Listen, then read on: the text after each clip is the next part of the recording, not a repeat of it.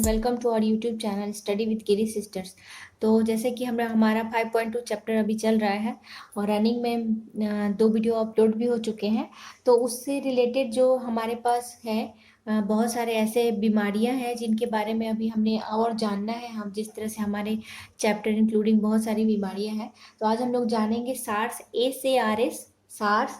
उसके बाद है आपका ट्यूबरकुलोसिस है, TB है, हेपेटाइटिस है, इन्फ्लुएंजा है, एड्स है। इन सब बीमारियां जो हमारे चैप्टर में हैं उनके बारे में हम लोग जानेंगे कि वो इनका एंट्री ऑफ जर्म कैसे होता है, कैसे ये हमारे शरीर में प्रवेश करते हैं, इनके क्या सिम्टम्स हो सकते हैं, इनके क्या बचाव हो सकते हैं, ये सब बीमारियों के बारे में जानेंगे। तो चलिए हम स्टार्ट करते हैं पहले सार्स से। SARS, SARS। सार्स जो कि बहुत ही ज़्यादा डेडली, बहुत ही खतरनाक और हाईली इन्फेक्शियस, मतलब बहुत ज़्यादा फैलने वाला बीमारी था। वायरल डिजीज था, सॉरी था अब नहीं बोल सकते, है वायरल डिजीज है। और ये इन्फेक्टेड पर्सन को कैसे फैलता है, ये जैसे कि इसका है कि एयर के थ्रू ये बीमारी फैलता है। ये SARS was first broke out in Asia in 2003 में। ये जो सबसे पहले सार्स हुआ था 2003 में हुआ था, फर्स्ट टाइम एशिया में। देन स्प्रेड टू यूरोप और अमेरिका, और उसके बाद से ये क्या हुआ, यूरोप और अमेरिका में भी ये फैलते चला गया। सार्स का फुल फॉर्म जैसे मैंने यहाँ पर आप लोगों के लिए लिख रखा है ताकि किसी भी तरह का कोई असुविधा ना हो। सार्स का मतलब होता है सीवियर एक्यूट रेस्पिरेटरी सिंड्रोम, इसका फुल फॉर्म होता है। इसकी एंट्री ऑफ जर्म क्या हो सकते हैं, ये कैसे ये हमारे शरीर में प्रवेश करता है। It इंटर्स into healthy person body from infected person through air, sneezing, coughing etcetera. यदि कोई पर्सन बीमार है, जिनको हमेशा स्नीजिंग हो रहा है, छींके आ रही हैं, कफ हो रहा है, तो ये उस तरह से इन्फेक्टेड पर्सन से ये हेल्दी पर्सन में फैल जाता है। ठीक है, एयर के थ्रू ये ज़्यादा फैलता है, इसीलिए इसको एयरबोर्न डिजीज भी कहा जाता है। ठीक है, यदि ये एयरबोर्न डिजीज में सार्स का नाम आए तो सबसे पहले हम ये इसका नाम इंक्लूड करेंगे सार्स के बारे में। तो ये क्या है, it is a airborne viral disease है, ये ध्यान रखिएगा। एयरबोर्न वायरल डिजीज, मैं यहाँ पर लिख दे रही हूँ, एयरबोर्न वायरल डिजीज। ठीक है, ये एयरबोर्न वायरल डिजीज है। हाँ, इसको एयरबोर्न वायरल डिजीज भी कहा जाता है। ठीक है, इसके सिम्टम्स क्या हो सकते हैं, इसकी पहचान कैसे की जा सकती है। इस बीमारी की पहचान है कि हाई फीवर होता है, हाई फीवर और सीवियर हेडेक, बहुत तेज सिर में दर्द होता है, मसल्स एचेस भी हो सकते हैं, ड्राई कफ के साथ फीवर भी हो सकता है, और बाद में चल के शॉर्टनेस ऑफ ब्रेथ भी हो सकता है, यानी कि सांस लेने में तकलीफ भी हो सकती है। ठीक है, इस बीमारी की यही पहचान है। इसकी बचाव क्या कर सकते हैं, इससे यही बचाव कर सकते हैं हम लोग कि पर्सनल हाइजीन कर सकते हैं, पर्सनल साफ सुथरा, खुद से साफ सुथरा रख सकते हैं। और क्या कर सकते हैं, and avoid to inhale contaminated, मतलब दूषित हवा में इसको सांस लेने से बचे। जहाँ पर भी इस तरह का बीमारी फैले उस हवा में, दूषित हवा में सांस लेने से बचे। If not treated properly patient में डाई, यदि इसको अच्छा से इलाज नहीं किया गया तो ये क्या हो सकता है, इससे पर्सन की मृत्यु भी हो सकती है। Mask covering nose and mouth is effective, जैसे कि हम लोग अभी मास्क का यूज कर रहे हैं ना, तो उस समय जब ये फैल रहा था तो इस तरह से पता क्या चला कि हम लोग मास्क का यूज करें, सबसे अच्छा जो कि नोज और माउथ को कवर करके रखें। ठीक है, ये हमारा हुआ सार्स के बारे में कि सार्स ये एक सीवियर एक्यूट रेस्पिरेटरी सिंड्रोम है। इसका इन्फेक्टेड पर्सन से हेल्दी पर्सन में बाय स्नीजिंग और कफिंग के जरिए फैलता है।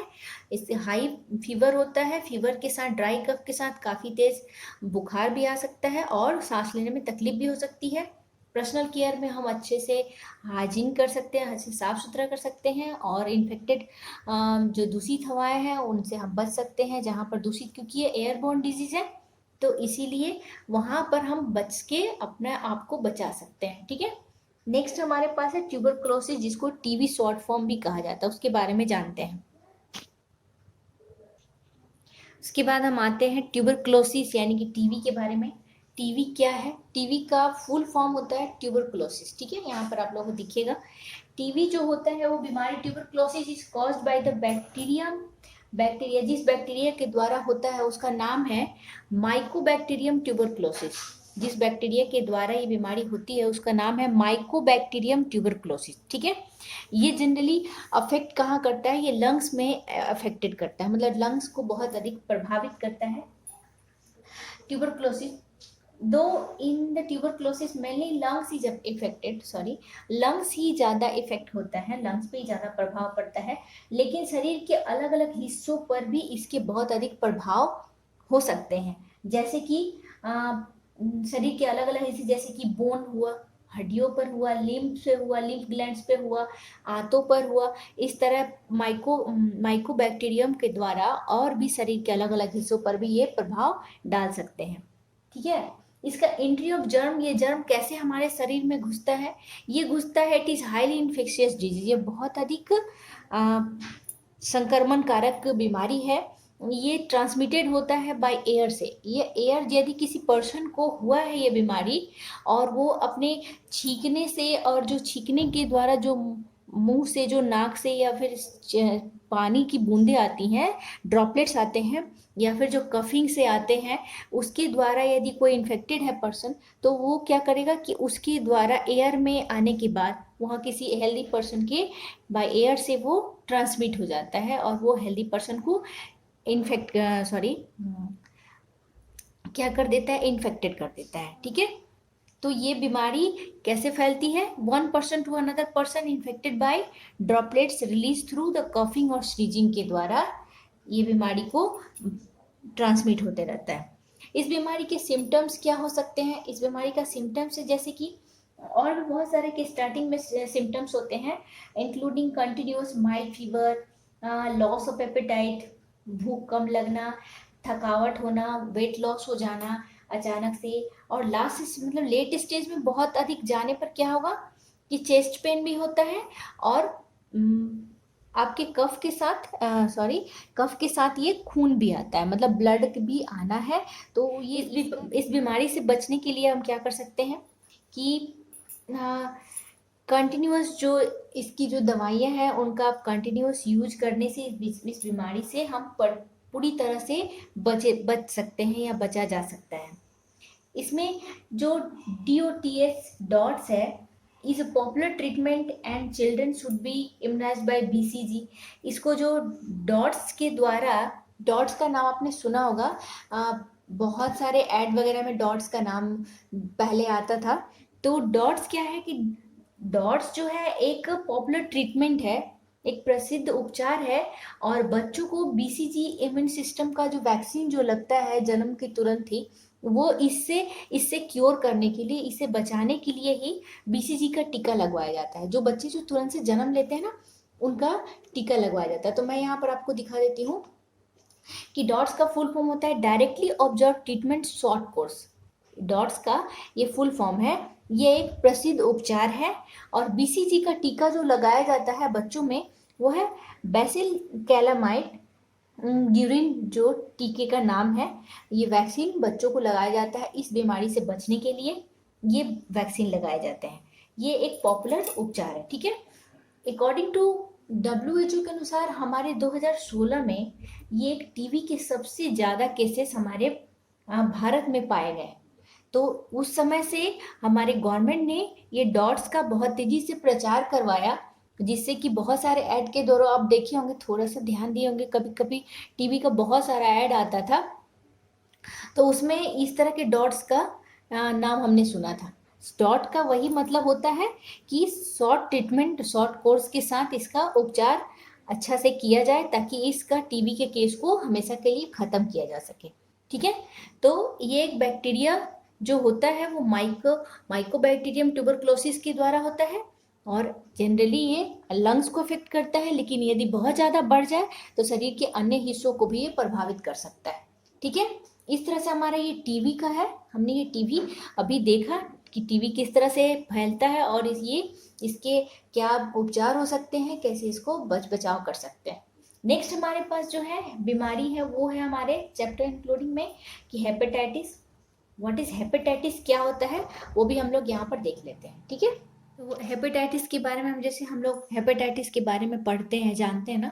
अब जॉन्डिस के नाम सुने होंगे ना आप लोग। जॉन्डिस क्या होता है कि generally symptoms of hepatitis is allowing the skin, eyes, आंखों, स्किन का पीला पड़ जाना, और आइज का पीला पड़ जाना, टेम्परेचर, शरीर का रहना, और थकावट रहना, और उसके साथ जनरली वीकनेस हो जाना, भूख का कम लगना, और वॉमिटिंग की हमेशा टेंडेंसी बने रहना, पेट में हल्का दर्द भी रहना। और ये सब जो कारण होते हैं वो क्या है, वो जॉन्डिस की निशानी है। यदि आंखें और स्किन पीला हो जाता है तो हम लोग क्या कहते हैं, जॉन्डिस हो गया है। जॉन्डिस क्या है? जॉन्डिस जो है वो हेपेटाइटिस के कारण ही है, और हेपेटाइटिस एक बीमारी है। ये बीमारी, hepatitis is mainly a viral disease of liver. ये लीवर का एक ऐसा डिजीज है, मुख्य तौर पे ये लीवर का ही एक डिजीज है। Hepatitis are 5 types. हेपेटाइटिस हम जनरली जॉन्डिस के रूप में ही जानते हैं, लेकिन हेपेटाइटिस के 5 प्रकार होते हैं। मैंने यहाँ पर इंक्लूड नहीं किया, आपकी बुक में है, फिर भी मैं आपको अच्छे से यहाँ पर डिटेल्स में बोल के समझा दे रही हूँ कि हेपेटाइटिस के जनरली 5 प्रकार के होते हैं। Hepatitis A B C D E, ये 5 प्रकार के होते हैं। इट इज एन इल्फॉर्म, मुख्य रूप से एक कॉज्ड, ये जिसके कारण ये होता है हमारे खान पान या फिर कुछ ऐसी चीज़, अल्कोहल, ड्रग्स वगैरह लेने से, कुछ ऐसे मेडिकल कंडीशंस के कारण हमारे शरीर में एक इन्फ्लेमेशन की संभावना ज़्यादा हो जाती है, जिसके कारण हमारा ये लीवर उससे काफ़ी हद तक प्रभावित होता है। तो वो बीमारी हमारे शरीर में, हेपेटाइटिस, अपने आप ही आ जाती है।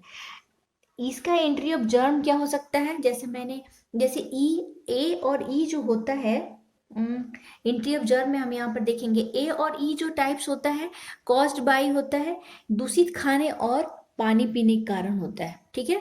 लेकिन जो बी, सी और डी होता है वो बॉडी फ्लूइड और ब्लड के कारण ही होता है शरीर में। Among these types of A and E are infections by caused by दूषित खाने और दूषित पानी लेने के कारण होता है। और दूसरा जो बी और सी और डी है, वो बॉडी फ्लूइड और ब्लड के कारण होता है। इसकी पहचान क्या हो सकती है? Due to the liver infection, liver cells are damage. Liver cell के डैमेज होने के कारण क्या होता है कि लिवर जो है वो releasing yellow pigment, liver cell के डैमेज होने के कारण लिवर क्या करता है कि येलो, ये एक पीला पिगमेंट कण जो ब्लड में, हमारे खाने में जो पीला कण जो बाहर आता है, लीवर वो निकालने लगता है, जिसके कारण लीवर पीला पड़ने लगता है, और वो बिलिरुबिन की मात्रा धीरे धीरे हमारे ब्लड सेल में ज़्यादा बढ़ने लगती है। जब वो ब्लड के सेल में ज़्यादा बढ़ने के कारण पूरे शरीर का कलर अलग हो जाता है, आंखों का कलर चेंज हो जाता है, इवन बहुत सारे कंडीशंस आने लगते हैं जब लीवर ही सही नहीं रहा। चूंकि लीवर क्या है, हमारे शरीर की सबसे बड़ी पाचन ग्रंथि है, यकृत। और यदि वही स्वस्थ ना रहे तो पाचन ग्रंथि स्वस्थ नहीं रहेगा, तो हम भोजन अच्छे से नहीं पचा पाएंगे। तो जब अच्छे से भोजन ही नहीं पचा पाएंगे तो हमारे शरीर के बाकी हिस्से का काम हमारा तो बहुत सारा धीरे धीरे कम ही होने लगेगा ना। तो जैसा मैंने आपको बताया कि जॉन्डिस है वो मेनली हेपेटाइटिस के कारण ही होता है। इससे हम लोग कैसे बच सकते हैं?